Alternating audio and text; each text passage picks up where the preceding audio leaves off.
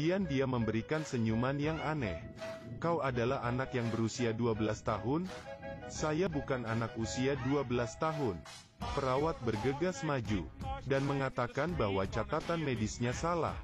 Tapi saat dokter mengambil catatan medis baru, masih merasa sangat panik, dia kembali masuk ke kain dan memeriksa. Tapi tidak melihat ada yang salah. Tak ada cara lain, dia terpaksa memeriksa di Google. Tapi tak sengaja dia membuka kameranya. Apakah kau mengambil gambar? Itu adalah selfie. Hari ini hari pertama saya. Dokter yang tidak bisa membedakan antara pria dan wanita, sebenarnya adalah alien. Beberapa hari yang lalu, dia datang ke bumi. Tapi tidak sengaja UFO-nya rusak, sehingga terpaksa dia berkeliaran di bumi. Saat berkeliaran dia masuk ke rumah seorang dokter, dan melempar dokter ke danau es. Kemudian ia bergemetar dan berubah menjadi dokter. Tapi ingin menjadi manusia bumi ini, tidak cukup dengan mengubah penampilannya. Dia harus berlatih berjalan dengan hati-hati, belajar senyuman dari majalah N, dan juga harus belajar menyikat gigi dengan sikat gigi, dengan mulut makan. Bahkan agar mempermudah komunikasi dengan manusia, alien juga harus belajar berbicara. Dia membuka televisi, kemudian belajar berbicara dari orang di televisi, menjadi alien yang penuh penasaran. Bahkan dia belajar dari anak jalanan cara memberikan simbol jari tengah. Namun sebelum Harry selesai belajar, polisi menemukan dia, untuk membantu mereka memeriksa mayat. Harry awalnya ingin menolak, tapi agar tidak ketahuan, Harry pergi bersama polisi ke rumah orang itu. Begitu Harry masuk, dia langsung menghampiri mayat itu. Dari baunya diperkirakan dia sudah mati 6 jam. Tapi ini adalah orang hidup. Setelah menenangkan diri, Harry datang ke depan mayat asli. Saat dia membuka kain, Harry yang penasaran hanya melihat sekejap, dan langsung memastikan mayat ini adalah bunuh diri. Setelah itu dia langsung ingin pergi. Wali kota tidak berhasil membujuk Harry untuk tetap tinggal. Hingga wali kota mengatakan harus melakukan otopsi mayat. Harry akhirnya menunjukkan ketertarikannya. Kembali ke ruang otopsi, Harry mengeluarkan otak orang mati. Dengan penasaran dia melihatnya. Tapi istrinya orang mati itu, tiba-tiba masuk. Harry langsung saja kebingungan. Harry mengira dia akan kehilangan pekerjaan. Tapi dia tidak menyangka wali kota akan menyuruhnya mengambil alih klinik kota keesokan harinya. Harry sangat tertekan. Kehidupan di klinik membuatnya tidak nyaman. Tidak hanya karena dia tidak mengerti kebiasaan anak manusia, namun dia juga mengira itu adalah monster yang tidak boleh dipegang. Dan dia juga tidak tahu tentang tai lalat di muka asistennya. Ada lalat di lehermu. Ini adalah tanda lahir. Dia sudah tidak tahan. Dia ingin segera kembali ke planet dia sendiri. Untungnya, pekerjaan di klinik tidak terlalu sibuk. Tiap hari sebelum kerja, Harry akan mencari UFO-nya di atas salju. Akhirnya dia menemukan sebuah bagian dari UFO. Alien ini tinggal di bumi ini sudah lama, dan juga menikah dengan seorang istri alien. Tapi hari ini dia mendapatkan kiriman. Saat dia membuka, tanpa sengaja dia menghancurkan bumi. Bersama dengan ledakan, gelombang itu menyebar. Semua orang menjadi abu. Harry terbangun karena ketakutan. Rupanya hanya mimpi. Saat dia menenangkan diri, Harry tiba-tiba terpikir, kembali alasan dia ke bumi ini adalah untuk memusnahkan bumi. Paginya, Harry keluar untuk jalan santai. Dia bertemu seorang anak kecil. Anak kecil itu melihatnya, dan mengeluarkan teriakan yang kuat. Bagaimana dia bisa melihat wujud asli Harry? Anak itu ketakutan dan langsung kabur. Harry melihat anak itu, merasakan adanya bahaya. Dia khawatir identitas aslinya diketahui orang lain. Jadi dia menyelinap ke rumah Max dalam malam hari. Max tampaknya merasakannya. Dia melihat kamarnya dengan kewaspadaan. Tapi Harry tiba-tiba menutup mulutnya. Baik, jangan takut. Saya tidak akan melukaimu. Saya akan membunuhmu. Segera gerak-gerik di rumah menarik perhatian orang tua Max. Harry bersembunyi di bawah tempat tidur dan takut ketahuan. Tapi orang tua Max tidak percaya keberadaan alien. Mereka mengira Max takut tidur sendirian. Jadi mereka mengendong Max dan kembali ke kamar mereka. Tapi Max melihat Harry yang menunjukkan jari tengah kepadanya. Untuk membalas Harry, keesokan hari, Max langsung melapor ke polisi. Polisi membantunya menggambar wujud alien. Kemudian menyebarkan gambar itu ke seluruh kota. Harry langsung menyadari gambar itu. Dia sangat emosi.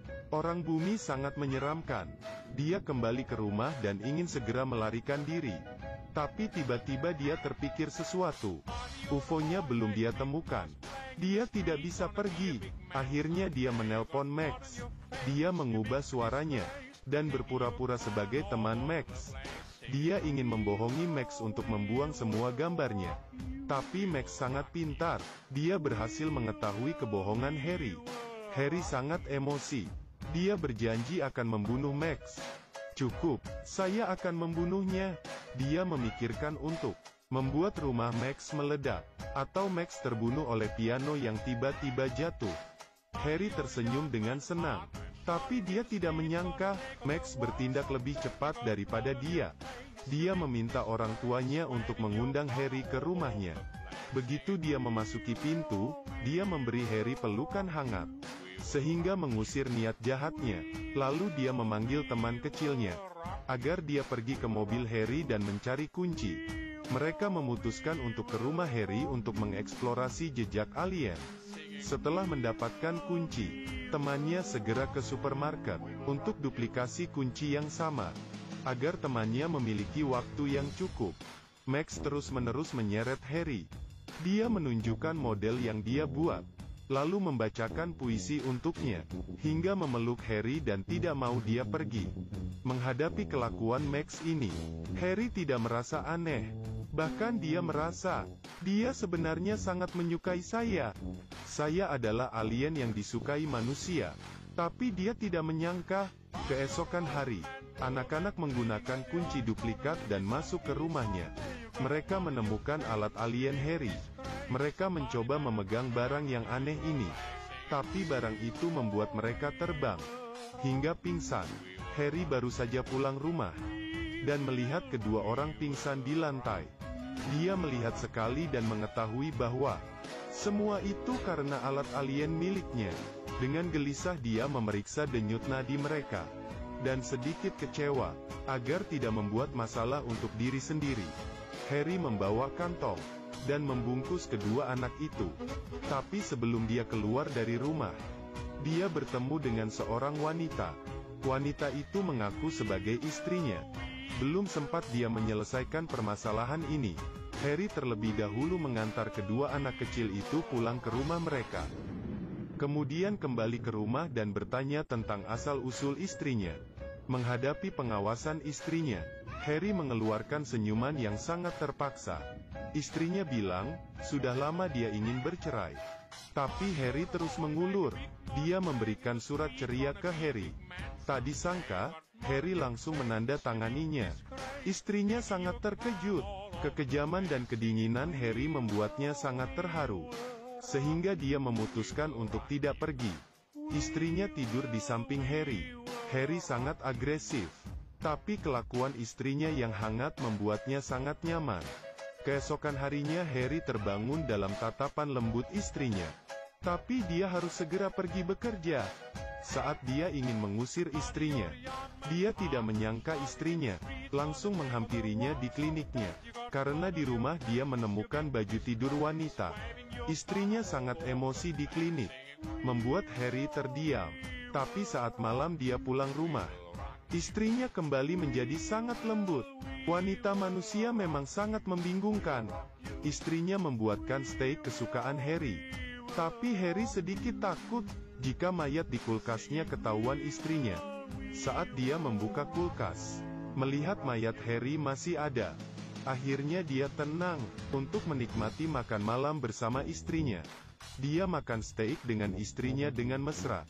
Setelah makan, istrinya mengajaknya berdansa. Mereka semakin mendekat. Harry tiba-tiba merasakan dirinya memiliki perasaan yang dimiliki manusia. Jadi dia mencium istrinya. Keesokan hari, istrinya mengajak dia pergi jalan-jalan. Mereka bermain bersama, dan juga membuat kue bersama. Istrinya tiba-tiba menyuruh Harry pergi ke New York bersamanya. Harry kebingungan, dia masih harus mencari UFO-nya. Dia tidak bisa terjebak oleh perasaan manusia. Jadi keesokan hari dia bangun pagi, dan membuat sarapan untuk istrinya. Tapi dia memberikan racun di kopi. Istrinya hanya minum sekali, dan Harry segera mencari bagian dari UFO-nya. Akhirnya dia menemukannya di tengah salju. Tapi Harry tidak tahu, keberadaan UFO-nya sudah diketahui oleh polisi. Polisi juga mengikuti jejak, dan membuat UFO yang sama persis. Untuk menyelidiki UFO itu, polisi menyuruh orang mengawasi di sekitar UFO itu. Malam itu, Harry diketahui oleh mereka